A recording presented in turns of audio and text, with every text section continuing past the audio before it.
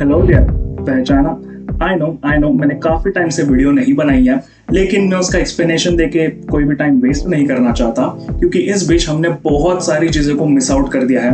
काफी सारी मूवीज आके चली गई, इंडिया वर्ल्ड कप जीत गई और बीजेपी अयोध्या में हार गई, which is funny by the way. इस सज्जन को क्या तकलीफ है भाई? और डेडपूल एंड वुल्वरीन भी आ गई, जिसे मैंने देखा जरूर, लेकिन सैडली वीडियो नहीं बना पाया। और बारिश आके रुकने का नाम ही नहीं ले रही। और भी काफी सारी चीजें हो चुकी हैं, लेकिन उन पर टाइम वेस्ट नहीं करेंगे और मुद्दे पर आते हैं। सीधा बात करेंगे इंडियन मास्टरपीस मूवीज की। उड़ान वो साउथ वाली नहीं, बल्कि ये 2010 में आई थी, जिसे डायरेक्ट किया है विक्रमादित्य मोटवाने ने, और अनुराग कश्यप इसके वन ऑफ द राइटर्स में से एक है। और जब ऐसे बढ़िया कलाकार साथ में आएंगे तो काम तो अच्छा होगा ही, ये तो क्लियर ही है। लेकिन ये मूवी हमारे सारे एक्सपेक्टेशंस को एक्सीड कर जाती है। इतनी रियलिस्टिक कहानियां, और उससे भी ज्यादा रियलिस्टिक इसका फिल्म मेकिंग का अप्रोच है।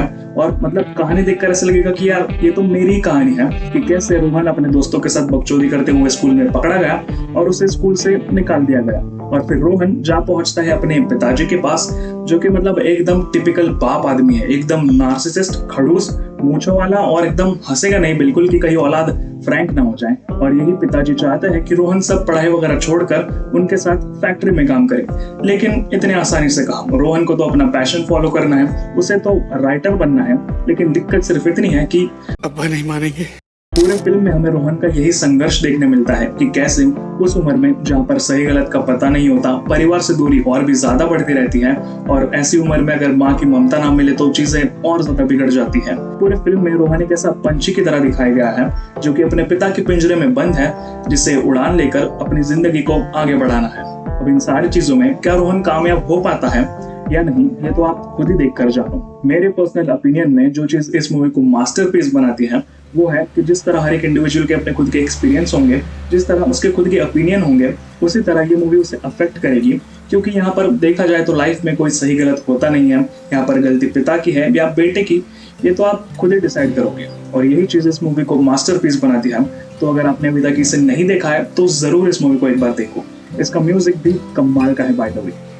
छोटी छोटी चित्राई यादें बिछी हुई है लम्हों की लौन पर, नंगे पैर उन पर चलते चलते इतनी दूर आ गए हैं।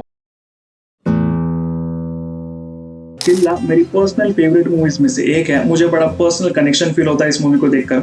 जब पहली बार मैंने इसे देखा था तो काफी ज्यादा नॉस्टैल्जिया फील हुआ था। और मैं पहले ही बता दूं कि एक मराठी मूवी है, और मैं मराठी हूँ इसलिए मुझे समझ में आती है, लेकिन इसके साथ इंग्लिश सबटाइटल्स हैं, तो कोई बहाना नहीं चलेगा कि मुझे लैंग्वेज समझ नहीं आती तो मैं मूवी नहीं देखूंगा। क्योंकि ये मूवी इतने ज्यादा रॉ इमोशंस पोर्ट्रे करती है ना, कि तुम्हें भाषा की जरूरत ही नहीं पड़ेगी स्क्रीन पर क्या चल रहा है वो समझने के लिए। कहानी है 11 साल के छोटे से चिन्मय की, जो कि काफी ज्यादा स्ट्रगल कर रहा है अपने पिता के देहांत के बाद। और उसके माताजी की भी अब जॉब ट्रांसफर हो चुकी है, तो उन्हें पुणे जैसे बड़े शहर से कोंकण जैसे छोटे से गाँव में आना पड़ रहा है। और इन्हीं सारी चीजों के दौरान इस 11 साल के छोटे से बच्चे का कैसे दुनिया को देखने का नजरिया बदलता है, यही आपको इस मूवी में देखने मिलेगा। वो कैसे गांव के लोगों के साथ एडजस्ट करता है, कैसे नए दोस्त बनाता है, और बीच बीच में जो अपने पिता की कमी उसे खलती है, उससे वो कैसे डील करता है। ये सारी चीजें बहुत ही खूबसूरती से दिखाई गई है। मतलब काफी होलसम सी मूवी है, और आपको गाँव की हार्ड ट्रूथ रियलिटी पता चलेगी कि कैसे बहुत कम में भी गांव के लोग हमेशा खुश रहकर अपना गुजारा कर ही लेते हैं, और कैसे गांव में बनी हुई दोस्ती कितनी ज्यादा प्योर रहती है। ये सारी चीजें आपको इस मूवी में देखने मिलेगी।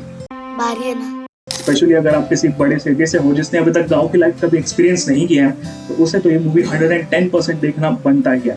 मतलब आपको जेन्युइनली लगेगा कि सब कुछ छोड़ छाड़ कर किसी कोंकण के एक छोटे से गांव में बस जाऊं, क्योंकि कोंकण जैसा इतना खूबसूरत गांव, उसके ऊपर इतनी बेहतरीन सिनेमाटोग्राफी करके उसे और भी ज्यादा खूबसूरत तरीके से दिखाया है, जिस देखकर मजा आ जाएगा लिटरली तुम्हें। इसके जो डायरेक्टर हैं वो पहले एज ए सिनेमाटोग्राफर ही काम करते थे, इसलिए ये मूवी इतनी बेहतरीन बनी है। रॉटन टोमेटोज पर 100% की रेटिंग है इसे, जो कि काफी ज्यादा रेयर है, स्पेशली हिंदी मूवीज के लिए।